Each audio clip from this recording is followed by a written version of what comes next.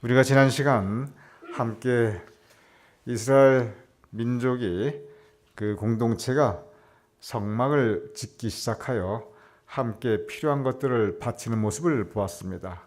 오늘은 예배 공동체라는 제목으로 그 이후에 진행되어 가는 과정을 우리가 돌아보면서 함께 예배 공동체 그리고 성막을 짓는 그들의 마음과 자세에 대해서 함께 말씀을 나누고자 합니다.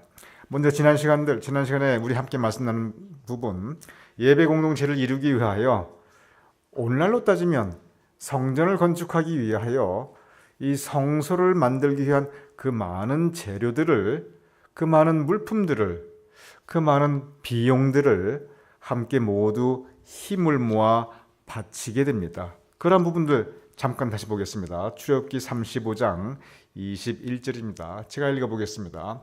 마음이 감동된 모든 자와 자원하는 모든 자가 회막을 짓기 위하여 그 속에서 쓸 모든 것을 위하여 거룩한 옷을 위하여 예물을 가져다가 여호와께 드렸으니, 회막을 짓기 위하여 오늘날로 따지면 건축하고 있습니다.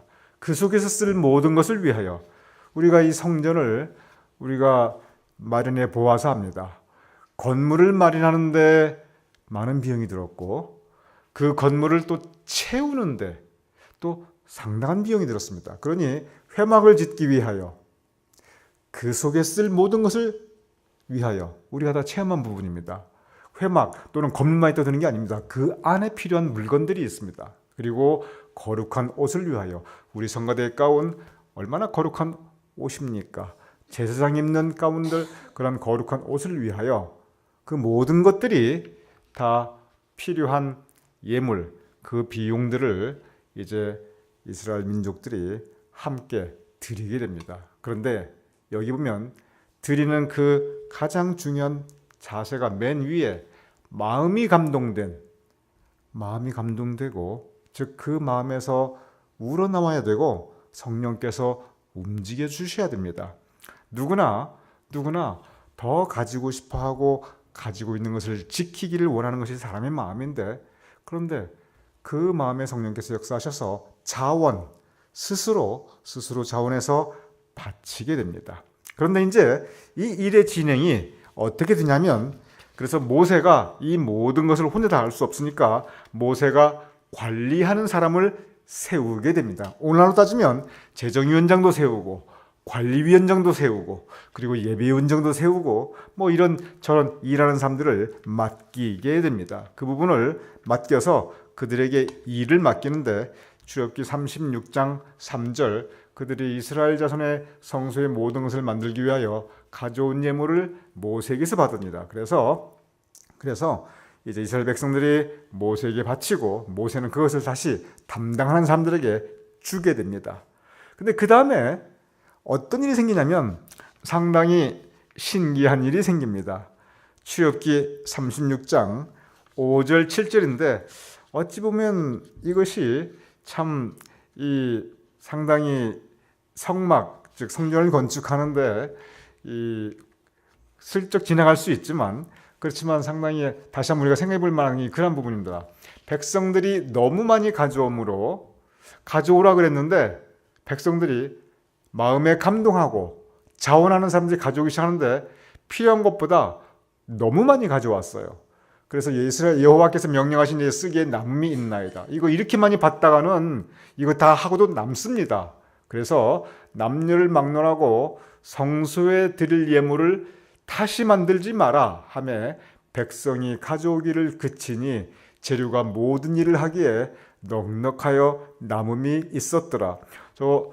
요즘 말로 따지면 뭐냐면 교인분들이 너무 헌금을 많이 가져와가지고 목사가 나서서, 재정부장이 나서서 이렇게까지 많이 가져오시면 안 됩니다. 우리 감당을 못합니다. 그러니 더 이상 이제 헌금 줄이시고 여러분 이 교회 봉사하는 거 줄이시고, 그래서 오히려 차고 넘친다는 그러한 부분입니다. 저 부분을 보면 모든 교회가 다만 부러워할 겁니다. 그런데 우리가 다시 생각하면 저 부분을 보면 모든 교회가 다 부러워하고 저 목사님들이 우리도 저렇게 한번 해봤으면 좋겠다, 모든 재정위원장님이 저거 다 부러워할 텐데, 저는 오늘 이 말씀을 준비하면서 그리고 이 부분을 보면서 그런 생각을 해봤어요. 여기에 보면 차고 넘치고 있습니다. 부족하지 않아요. 오히려 남음이 있습니다. 이러한 부분들이 오히려 우리 교회의 모습이 아닌가 저는 그렇게 생각해요. 여러분, 이 백성이 어떤 백성이냐면 이제 갓 애굽에서 나온 백성이에요. 별로 가진 게 없는 백성이에요. 그리고 광야예요. 그런데 그들이 가지고 온 것이 넉넉하여 남음이 있었더라. 맨 마지막 줄에 차고 넘쳤습니다. 우리 교회가, 그리고 요새 사실 여러분 지난번에 부흥에서 다른 교회 목사님들 기도하시는 거 다 들어보셔 아시겠지만 교회마다 다들 힘들다가 아주 정말 고통스러운 그런 이야기들 많이 듣습니다. 대형 교회 몇 교회 빼놓고는 중형 교회, 소형 교회 다들 한결같이 힘들다는 얘기예요. 우리 교회도 물론 이유가 이런저런 이유들이 있습니다. 우리도 이제 이런저런 생각으로 매년 초마다 재정위원회에서 그리고 기획위원회에서 야, 이거 금년 연말까지 어려움이 있지 않을까.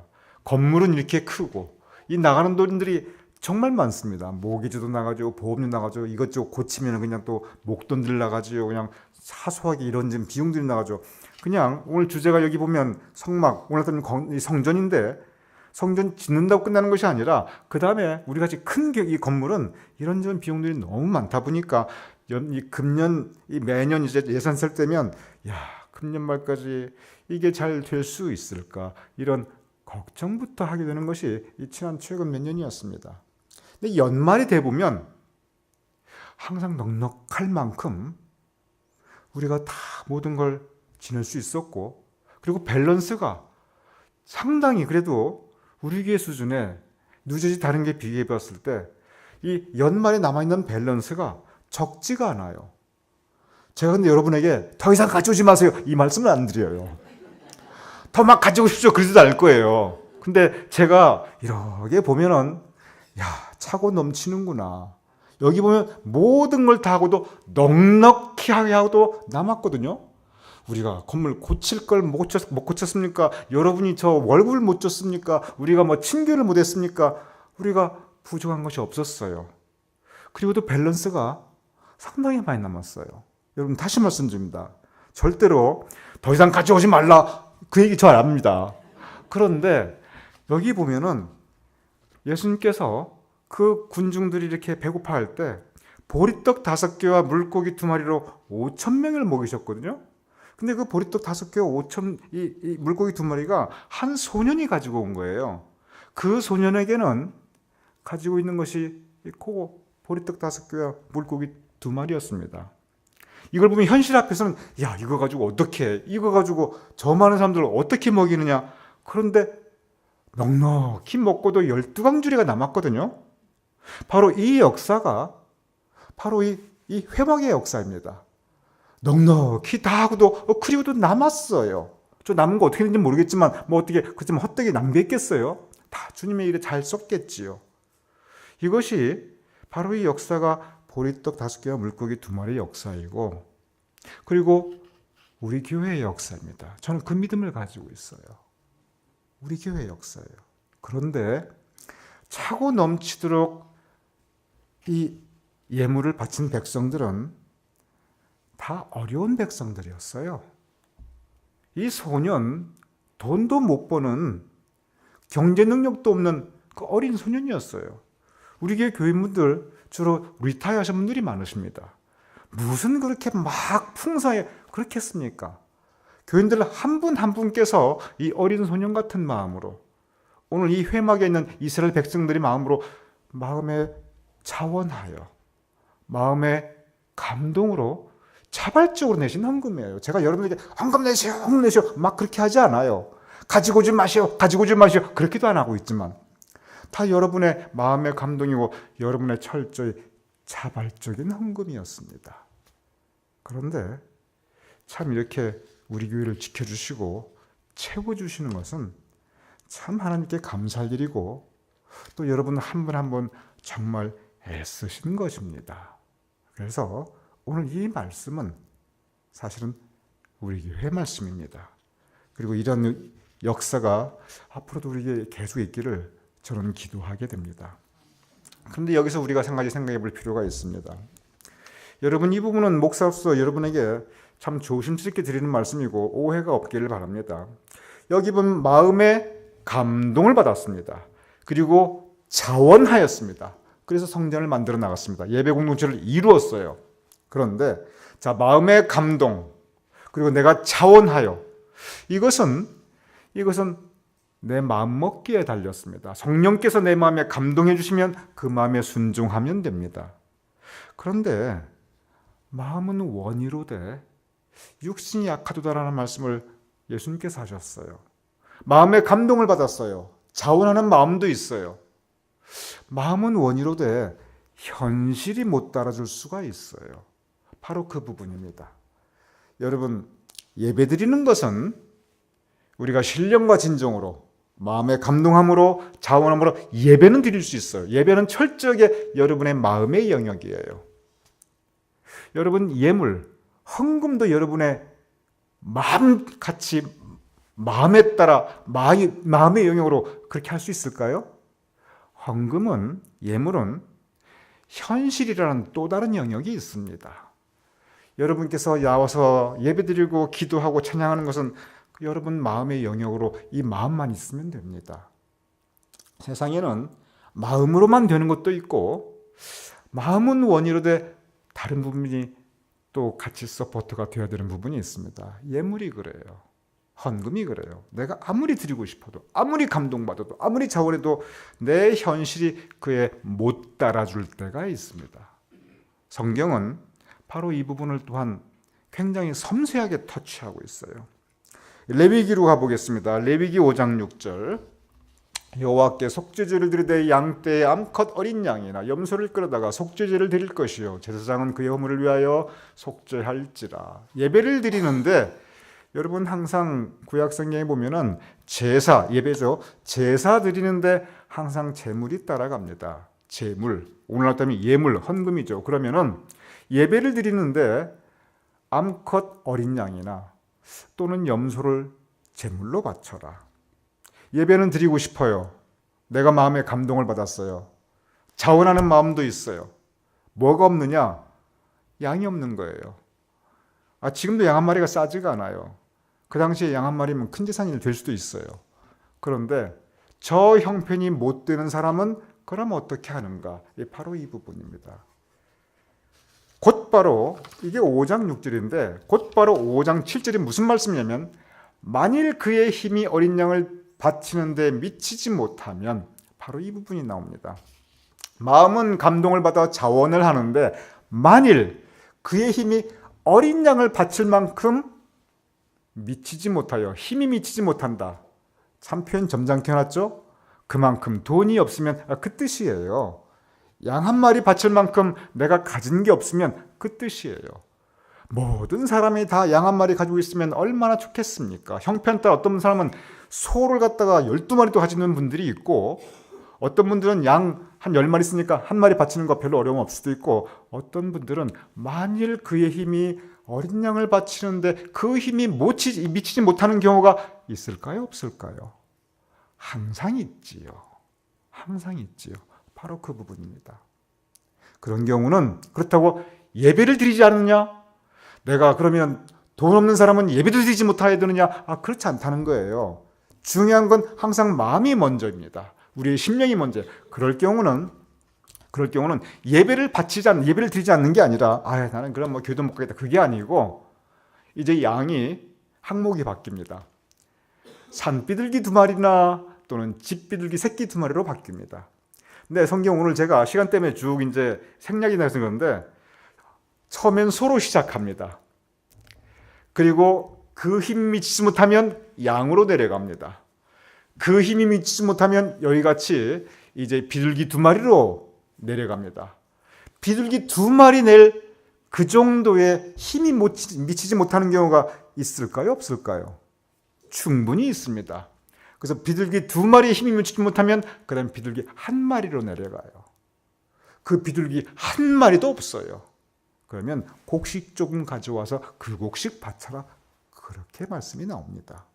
즉 마음이 감동된 대로, 그리고 자원하는 마음으로, 그 다음에 현실의 문제인데, 현실은 뭐냐?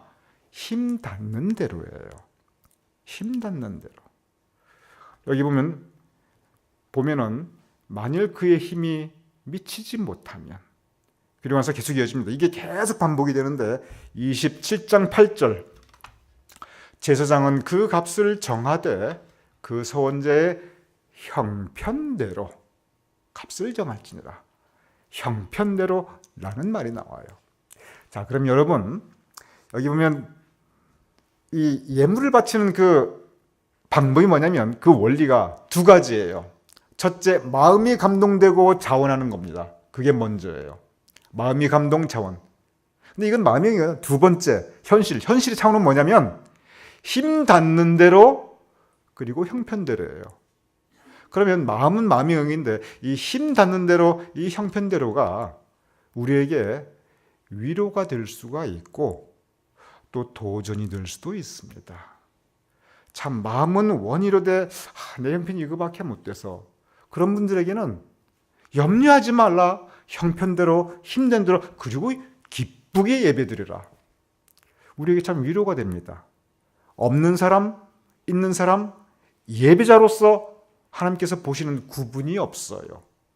마음에 감동받고 자원하여 힘든 대로 하면 돼요. 이것이 위로가 되기도 하고 또 한편으로는 우리에게 도전이 되기도 합니다. 내 형편은 이러하다면 하나님께 드리는 예물의 분량도 너무 인색하지 말라는 것입니다. 하나님께서 풍성한 은혜를 허락해 주셨고 큰 힘을 허락해 주셨으면 또 너무 작게, 그냥 곡식 요만큼, 그냥 비둘기 2마리도 아니고 1마리, 이렇게 한다면 그 또한 하나님이 기뻐 받으시겠는가? 이것은 우리에게 주는 도전입니다. 그 판단 누가 하느냐? 여러분 각자의 몫입니다. 그래서 여러분께서 받은 은혜대로, 여러분의 형편대로, 힘도 없는 분들이 막 이렇게 하다가 저는 그런 분 많이 봤어요. 그냥 목사는 위해서 가져오라 그러죠. 그러다가 마음에 아이고 바쳐야 되는, 그러다가 집 바치고 뭐 남겨놓은 거 다 바치고. 여러분 그거 성서적이지 않아요. 성령은 그렇게 가르치고 있지 않아요. 여러분 내 형편에 버겁게 해가지고 아이 등록금도 못 내고 집 못 내가지고 집도 쫓겼는데 그 집 팔아가지고 하늘 상급 산다 교회 바치고. 여러분 정말 오해 마시기 바랍니다. 야, 최 목사가 헌금 가져오지 말라고 그랬다, 그 뜻이 아니에요. 바로 믿고 바로 사는 게 그것이 중요합니다. 헌금도 마찬가지예요. 성서가 무엇을 가르치고 있는가? 11조로 가는 것은 우리 소득의 비율대로예요. 그것은 무조건 큰 게 아니라 이 비율대로 하는 것은 뭐냐면 그 힘이 큰 사람은 큰 대로, 작은 사람은 작은 대로, 없는 사람은 없는 대로 공평한 겁니다. 이것은. 그래서 이 부분은 내 힘이 치지 못하는데 너무 많이 하는 거, 여러분 이거 하나님께서 안타까워하실 거예요. 내가 너에게 돌보라고 너의 가족도 주었고, 너 그래도 살으라고 너 형편에 맞게 집도 한 채 주었는데, 그리고 너 이렇게 하라고 너 쓸 것도 다 이렇게 내가 했는데, 그건 내가 너에게 준 건데 너 몫까지 다 가져올 필요는 없다. 하나님 그렇게 생각하실 겁니다.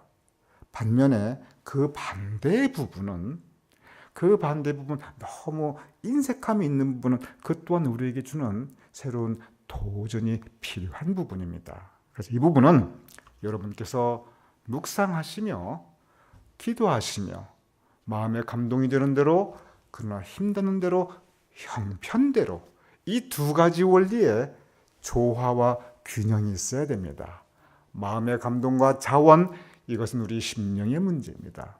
형편과 힘닿는 대로, 그 분명히 성서가 그렇게 가르치고 있겠죠. 그것은 우리의 현실의 부분입니다. 이 두 가지, 거기에서 때로 우리에게 위로가 되고 때로 우리에게 도전이 되는데, 그 최종 결정과 그것은 자유의지, 여러분의 몫이고 여러분의 판단이고 여러분의 결정입니다. 저는 항상 감사합니다. 아까도 말씀드립니다. 우리 교회 차고 넘치는 교회예요. 우리가 너무 어려워서, 여러분 그렇게 너무 어렵다 생각하시면 가뜩이나 힘든데 마음까지 힘듭니다. 좀 어려워도 그래도 은혜가 족하다, 얼마나 감사하냐, 자꾸 이렇게 생각하셔야 마음도 밝아지고 예배도 편안하죠. 우리 교회 여러분 그렇게 어렵지 않아요. 내가 차고 넘치도록 엄청나게 많아서 그런 게 아니라 제 마음 자세가 그렇습니다. 얼마나 감사합니까?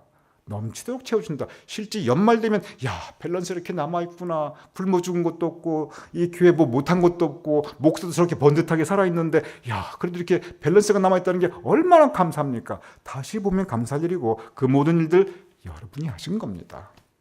그런 여러분들께 하나님께서 진짜 은총 내줄 것을 저는 매일 새벽 기도하고 있습니다. 여러분, 모든 재물 중에 가장 중요한 재물이 있습니다. 마음이 감동되는 대로, 그리고 차원하는 대로, 힘 닿는 대로, 형편대로 이 모든 것들 그 더 위에 가장 중요한 재물이 있습니다. 로마서 12장 1절 우리 다 같이 읽어보겠습니다. 시작. 그러므로 형제들아, 내가 하나님의 모든 자비하심으로 너희를 권하노니 너희 몸을 하나님이 기뻐하시는 거룩한 산 제물로 드리라. 이는 너희가 드릴 영적 예배이니라. 여러분, 성경 건축 아름답게 했어요. 그 안에 멋지게 채워놨습니다. 그런데 풍성한 물질적인 예물은 있는데 예배드리는 그 예배 공동체가 그들의 심령이 빈약하고 궁핍하다면 가장 소중한 예물은 여러분 자신입니다. 너희 몸을 하나님이 기뻐하시는 거룩한 산 제물로 드리라. 저는 우리 성도님들께 여러 번 말씀드려요. 교회에서 할 수 있는 가장 중요한 일, 가장 소중한 일, 그리고 가장 큰 사역은 건강이 허락하는 한 자리 지키는 것입니다. 여러분, 교회에 나와서 자리를 지키고 예배를 드리는 그 자체가 가장 소중한 예물이고 교회에서 해야 할 가장 중요한 사역입니다. 하지만 여러분, 막 이제 곧 겨울 닥쳐오는데 막 눈 많이 오고 길 얼어 있는데 목숨 걸고 여러분 그러실 필요 없어요. 우리 신앙생활 평생 하는 겁니다. 제가 대예배는 제가 혼자도 예배를 드려야 되기 때문에 대예배는 캔슬하지 않지만 수예배나 토예배는 제가 쉽게 캔슬해 버려요. 그 이유는 여러분 한 분 한 분이 거룩한 산 제물인데 우리가 예배가 소중하지 않다는 것이 아니에요. 무엇이 소중한 것인가? 우리의 마음 자세가 소중한 것입니다. 그래서 여러분 가장 중요한 것은 뭐냐면은 우리들 자신의 하나님께 예배드리는 예배 그 자체입니다. 예배 그 자체를 위해서 성전이 있는 거고 예배 그 자체를 위해서 예물을 드리는 거지 다른 무엇보다 이 예배 그 자체를 앞서면 안 돼요. 예물이 먼저입니까? 예배가 먼저입니까? 예배가 먼저이지요. 그래서 여러분 한 분 한 분의 삶 그 자체가 하나님께 바쳐지는 거룩한 제물이고 우리가 드리는 예물보다 우리 자신, 여러분이 신령과 진정으로 올려드리는 그 예배 그 자체를 하나님께서 가장 기뻐 받으십니다. 제일 먼저 앞서 나갑니다. 그리고 제가 은혜가 된 한 달씩 꼭 가지만 여러분께서 건강이 더 이상 나빠져서 도저히 교회에 나오실 수 없는 경우는 그때는 교회가 그분들에게 찾아갑니다. 그래서 교회가 그분들에게 가서 간단하게라도 예배 드려드리고 그리고 그분들이 의식이 있든 없든 성찬식 같이 해드리고 그래서 우리가 모두가 거룩한 산 제물로서 하나님께 바쳐지게 됩니다. 그래서 오늘 이 예배 공동체에서 이렇게 모두 신령과 진정으로 예배 올려드리며 그들 자신이 예물이 되고 그리고 마음에 감동되는 대로 힘난 대로 그들이 예물을 또한 바치고 그러한 삶 가운데 그들의 믿음이 이루어지게 됩니다. 오늘 이러한 이 출애굽기에 나타난 최초의 예배 공동체의 이 모습이 그것이 바로 초대교회의 모습이고 또한 그것이 교회 역사의 진정한 교회 역사이고 참 감사한 것은 우리 교회가 또한 그 모습 그대로 지금 하나님께 온전히 드려지는 예배 공동체로 이렇게 서갈 수 있다는 것 저는 항상 감사하게 됩니다. 그리고 참 요즘 같은 상황에서도 이렇게 여러분께서 여러분 자신을 예물로 드려서 참석해 주시고 우리 한 분 한 분께서도 힘써 헌금하셔가지고 이렇게 이 모든 것들이 차고 넘치도록 이루어질 수 있는 것도 또한 참으로 감사한 일입니다. 이러한 우리 모두에게 하나님께서 큰 은혜 내려줄 것을 주님의 이름으로 축원합니다.